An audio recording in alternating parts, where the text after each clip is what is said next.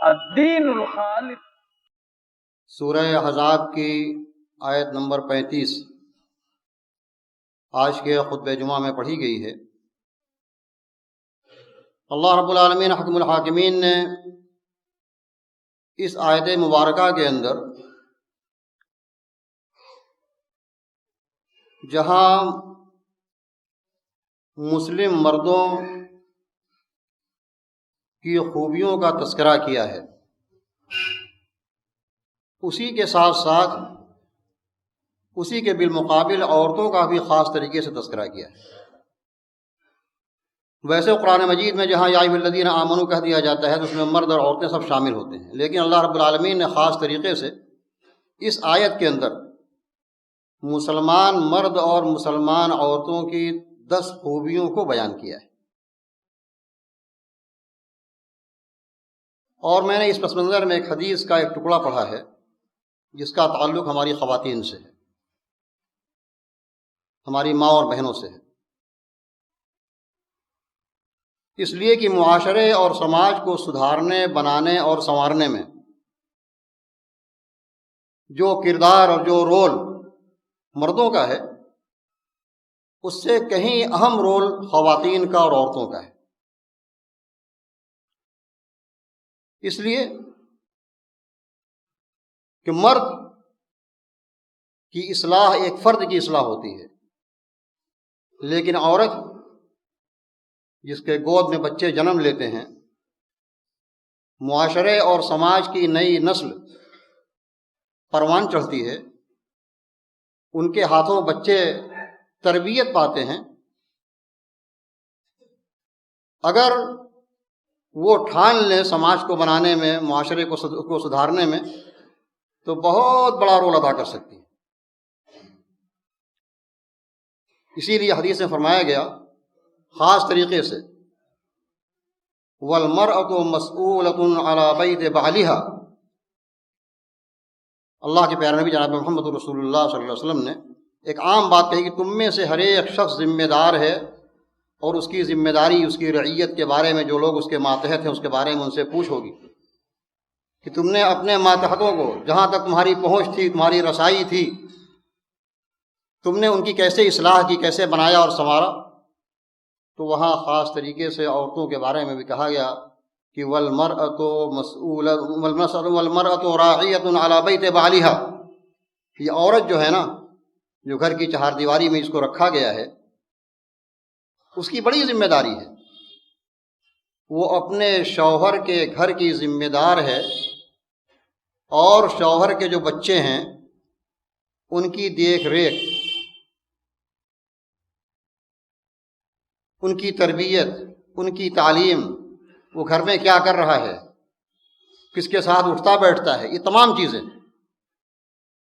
اس کی اولاد کے بارے میں بھی اس کی ذمہ داری اس کے سر پر ہے۔ وہی مسئولۃ عنہم، اللہ تعالیٰ کے ہاں پوچھ ہوگی کہ شوہر تو اپنی روزی روٹی کمانے میں گھر سے باہر چلا جاتا تھا، گھر سے نکل کر گدی میں چلا آتا تھا، اپنی کوٹھی میں چلا آیا کرتا تھا، لیکن گھر میں جو بچے رہ جاتے ہیں تم نے ان کی تعلیم و تربیت کیسے کی تھی، ان کے اوقات کہاں کہاں گزرتے تھے، کن کاموں میں گزرا کرتے تھے، نماز کا وقت ہوتا تھا بچے گھر میں کیا کیا کرتے تھے۔ اس طرح کی ہر طرح کی ذمہ داری اللہ رب العالمین نے عورتوں پر بڑا احسان یہ کیا کہ معاش کی ذمہ داری سے انہیں آزاد کر دیا ہے، روزی روٹی کمانے کی ذمہ داری سے انہیں آزاد رکھا ہے۔ ان کی ذمہ داری ان کے باپ پر ہے، بیٹے پر ہے، شوہر پر ہے، بھائی پر ہے، لیکن وہ آزاد ہے۔ لیکن اس آزادی کے ساتھ ساتھ بڑی ذمہ داری اس کی یہ ہے کہ وہ گھر کی نگہداشت کیسے کرتی ہے، گھر والوں کی نگہداشت کیسے کرتی ہے، بڑی ذمہ داری۔ اور اگر آپ اسلاف کے واقعات کو پڑھیں، صحابہ کرام کے دور کو دیکھیں، نبی اکرم جناب محمد رسول اللہ صلی اللہ علیہ وسلم کی زندگی کو آپ پڑھیں تو آپ کو پتہ چلے گا کہ ان صحابیات کا بہت بڑا کردار تھا دین کے فروغ میں، اللہ کے نبی صلی اللہ علیہ وسلم کو حوصلہ دینے میں۔ وہ حدیث آپ کو یاد ہے، میں صرف اشارہ کرتا چلوں کہ جب اللہ کے نبی جناب محمد رسول اللہ صلی اللہ علیہ وسلم پر قرآن مجید کی پہلی آیت نازل ہوئی، اقرأ باسم ربک الذی خلق، اور آپ جب غار حرا سے ہانپتے کانپتے خوف زدہ گھر پہنچے، آپ کی زوجہ مطہرہ حضرت خدیجہ الکبریٰ کہتے ہیں زملونی زملونی، مجھے چادر اڑا دو، مجھے چادر اڑا دو. بہت دہشت میں آپ تھے. جب تھوڑا افاقہ ہوا تو کہا کہ مجھے لگتا ہے کہ میری موت قریب آ گئی ہے، میں مر جاؤں گا. اس وقت اگر دنیا کی کوئی ہستی آپ کو حوصلہ دے سکتی تھی تو آپ کے زوجہ مطہرہ حضرت خدیجہ تھیں. چند جملوں سے ان کا حوصلہ بڑھایا، ان کے خوف کو ختم کیا، ان کے ڈر کو ختم کیا. کیا حوصلہ دیا؟ کلا ابشر واللہ لا یخزیک اللہ ابدا انک لتصل الرحم وتصدق الحدیث وتحمل الکلب وتقری الضیف وتعین علی نوائب الحق. یہ 5 جملے کہا میرے سرتاج آپ خوش ہو جائیے، کبھی ایسا نہیں ہو سکتا کہ آپ کو کوئی تکلیف پہنچے. اللہ کی قسم واللہ لا یخزیک اللہ ابدا، اللہ تعالیٰ آپ کو کبھی رسوا نہیں کر سکتا، آپ کو ذلیل نہیں کر سکتا. آپ ہمیشہ باعزت تھے اور باعزت رہیں گے، آپ کو پریشانی لاحق نہیں ہو سکتی. اور اس کی دلیل دی. دلیل کیا دیا؟ آپ تو رشتہ داروں سے رشتے کو جوڑتے ہیں، آپ رشتہ داروں کی خبرگیری کرتے ہیں. انک لتصل الرحم وتصدق الحدیث، آپ کبھی جھوٹ نہیں بولتے ہیں، ہمیشہ سچی بات کرتے ہیں. آپ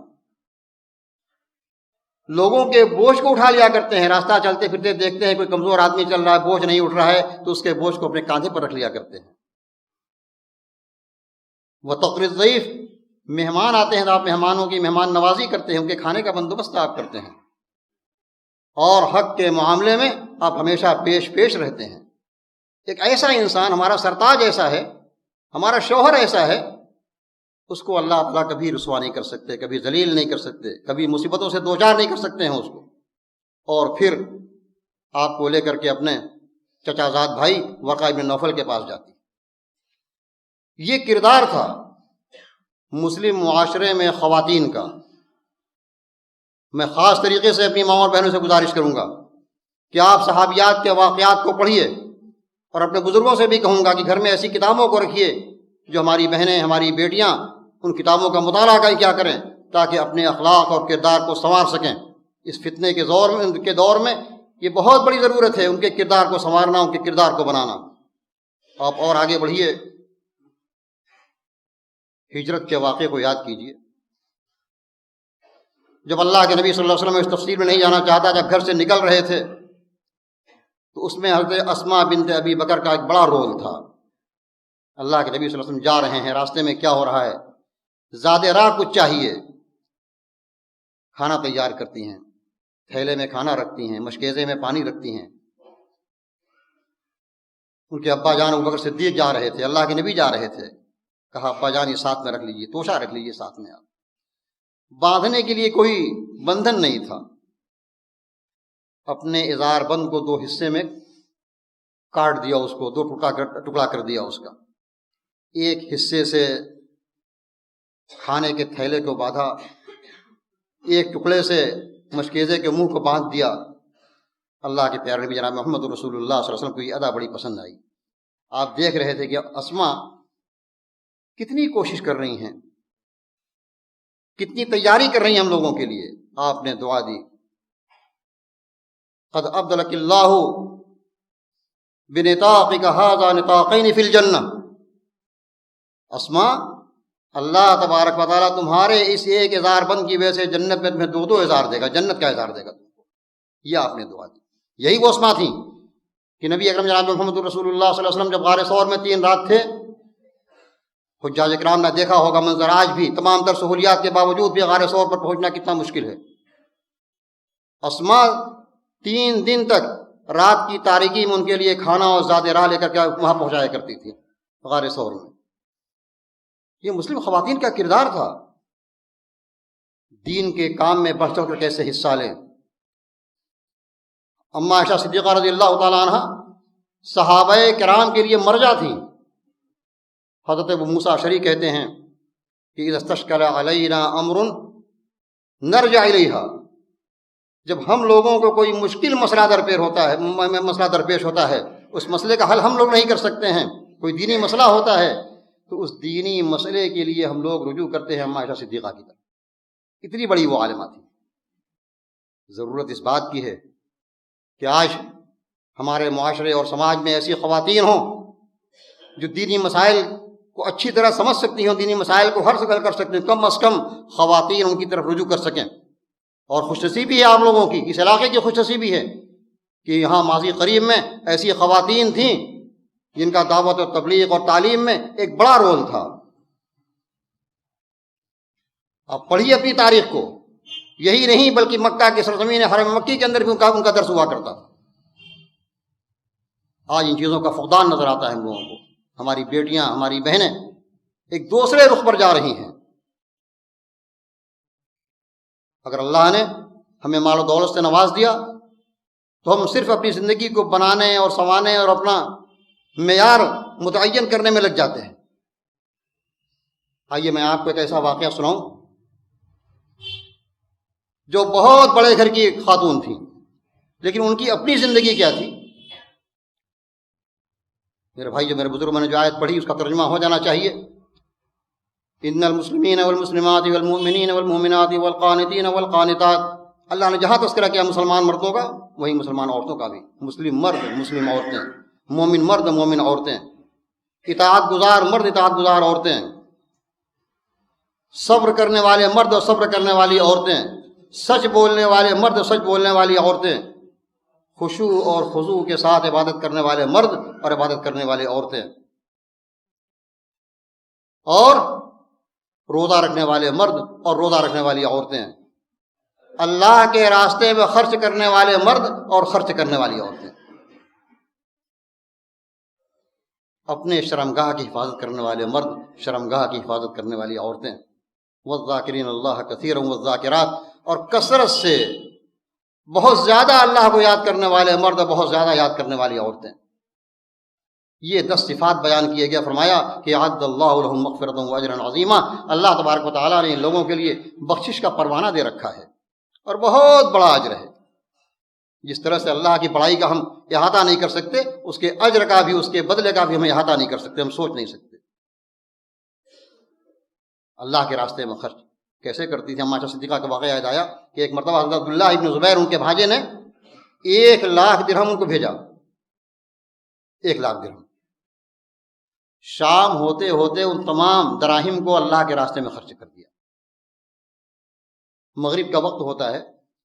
ان کی ملازمہ کہتی ہیں اماں گھر میں افطار کے لیے کچھ نہیں ہے. روزے سے تھی. کہا پہلے بتا دی ہوتی تو کچھ رکھ لیتے افطار کرنے کے لیے. یہ مزاج تھا خواتین کا. اپنی فکر نہیں تھی ان کو. صحابیات میں ایک نام آتا ہے ام سلیم بنت ملحان کا، جن کا نام سہلہ تھا. ام سلیم بنت ملحان، آئیے میں ان کے چند واقعات آپ کے سامنے رکھوں. اس سے اندازہ ہوگا کہ معاشرہ اور سماج کو بنانے اور سنوارنے میں ہماری خواتین، ہماری بہنیں، ہماری مائیں کیا رول ادا کر سکتی ہیں، ہماری بیٹیاں. جب اسلام مدینہ پہنچا، یہ انصاریہ تھی، اللہ کے دین سے متاثر ہوئیں. ان کے شوہر اور گھر کے لوگ سفر پر گئے تھے. ان کی عدم موجودگی میں انہوں نے اسلام قبول کر لیا. میں بڑے اختصار کے ساتھ واقعہ بیان کر رہا ہوں آپ کے سامنے. واپس شوہر آیا، مالک ابن نضر، دیکھا معاملہ بدلا ہوا ہے. کہا ام سلیم کیا بات ہے، بے دین ہو گئی ہو کیا؟ ان کی ایک اصطلاح تھی، جو آدمی مسلمان ہوتا تھا کہتے تھے بے دین ہو گئے. جیسے آج بعض لوگ اہل توحید کو وہابی کے نام سے منسوب کرتے ہیں، موسوم کرتے ہیں. تو کہا نہیں، بے دین نہیں ہوئی، بلکہ اب میں دین پر آ گئی. ناراض چلتا تھا وہ. ان کے بیٹے تھے انس ابن مالک، اللہ کے نبی کے بڑے چہیتے، چھوٹے بیٹے. دیکھا ایک روز ام سلیم انس کو کلمہ پڑھا رہی ہیں. بیٹے کہو انس، کہو قل لا الہ الا اللہ محمد الرسول اللہ. یہ ہوتی ہے تربیت. چھوٹا بیٹا ابھی ہے, ابھی بولنا سیکھ رہا ہے. مالک نے دیکھا, مالک بن نضر نے غصے میں آ گیا, کہا تم تو برباد ہو ہی گئی تھی, میرے بیٹے کو بھی برباد کر رہی ہو. کہا نہیں, میں اپنے بیٹے کو جہنم سے آزاد کرا رہی ہوں, جہنم سے نجات دلا رہی ہوں. انتہائی غصہ ہوا, کہا کہ اگر ایسے ہی معاملہ رہا تو میں گھر چھوڑ کے چلا جاؤں گا, شام چلا جاؤں گا میں.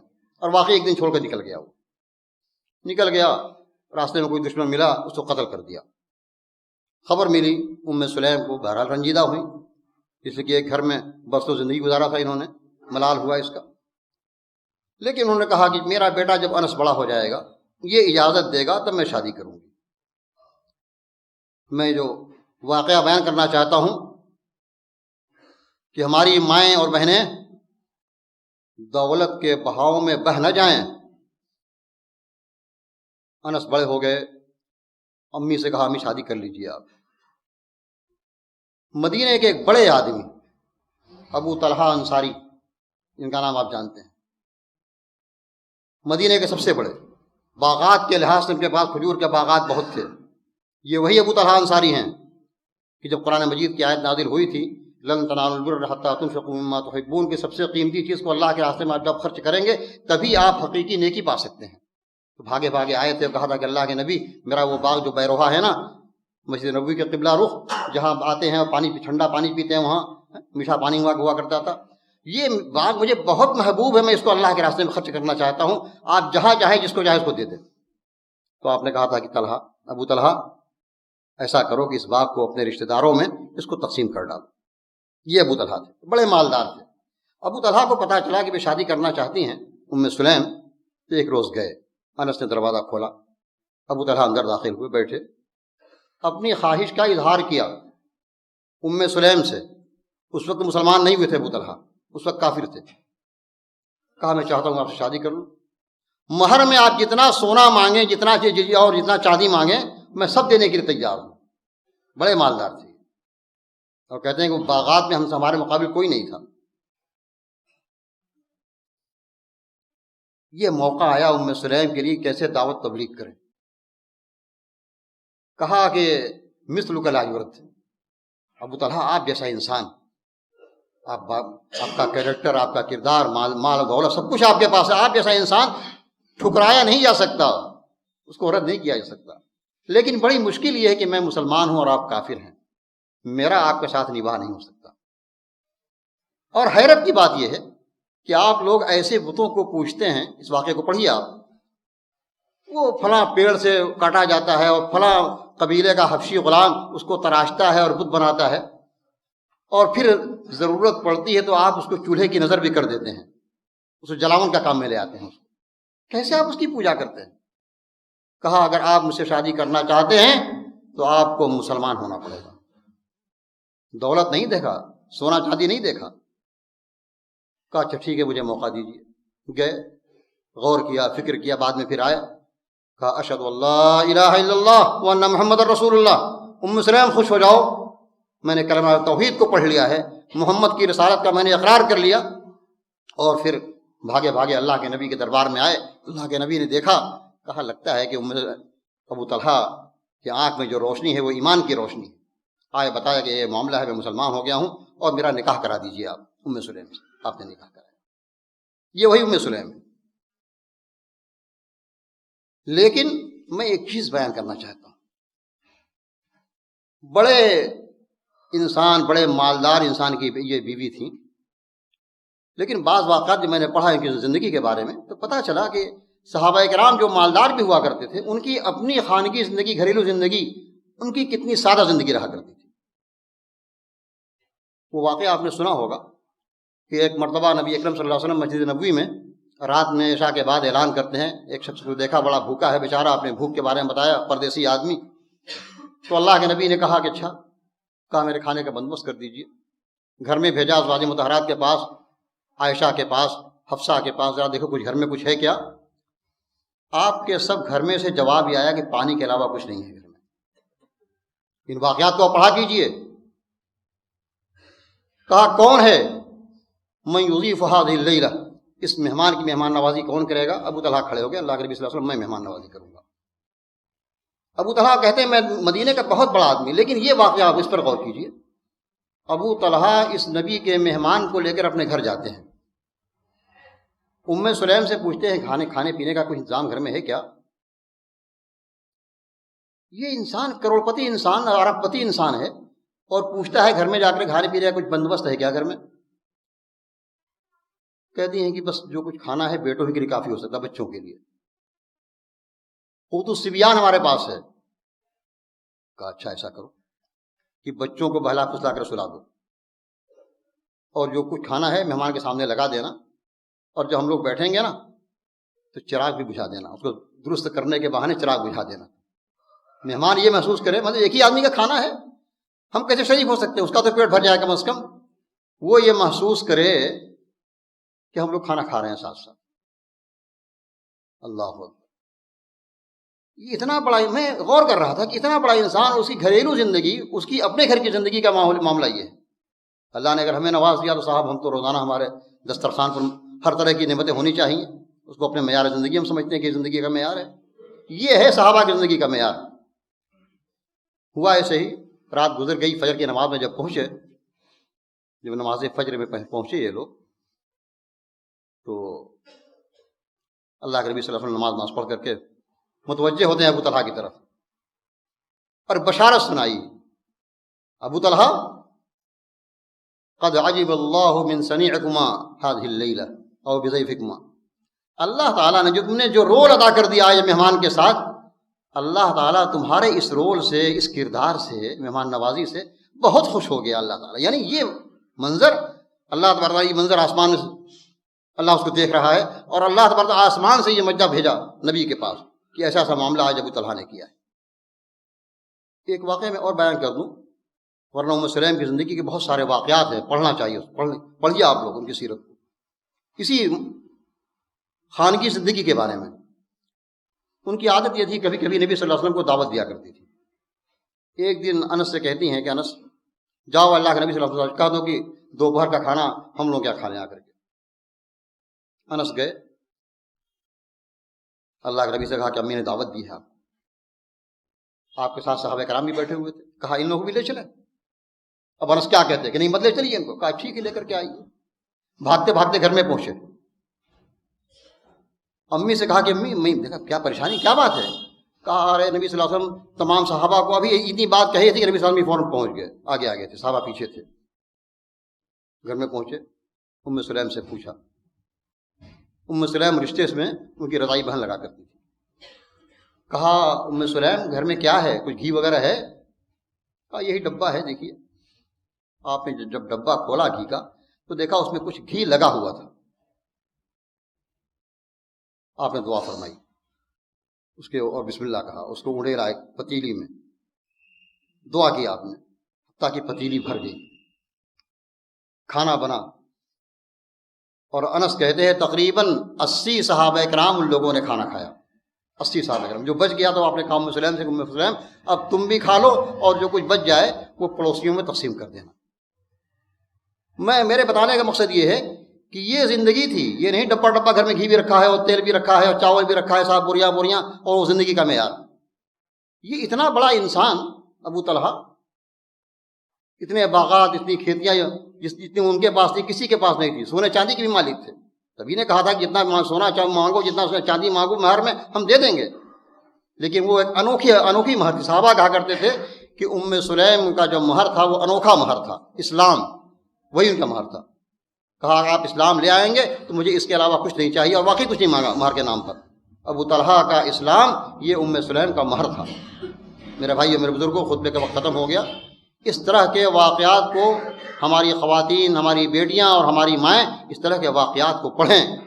آج فتنے کے زمانے میں بہت بڑی ضرورت ہے کہ اپنے اوقات کا محاسبہ کرتے ہوئے معاشرے اور سماج، اولاد، بچے اور بچیوں کی تربیت کیسے کی جائے، اس سلسلے میں ہماری خواتین کو غور کرنا چاہیے. اللہ رب العالمین ہم تمام لوگ صحیح طریقے سے اسلام کو سمجھنے اور دعوت و تبلیغ کے جو فرائض ہم پر عائد ہوتے ہیں اس کو ادا کرنے کی توفیق عطا فرما. الہی ہم میں جو لوگ بے روزگار ہیں ان کے لیے جائز حلال روزگار فراہم کر دے. جو لوگ قرض دار ہیں ان کے قرض کی ادائیگی کی سبیل کر دے. جو لوگ بیمار ہیں ان سب کو شفا یاب کر دے. الہی ہم سب لوگوں کو نیک اور ایک کر دے، آمین۔ اقول قولی ھذا واستغفر اللہ لی ولکم ولسائر المسلمین من کل ذنب فاستغفروہ انہ هو الغفور الرحیم۔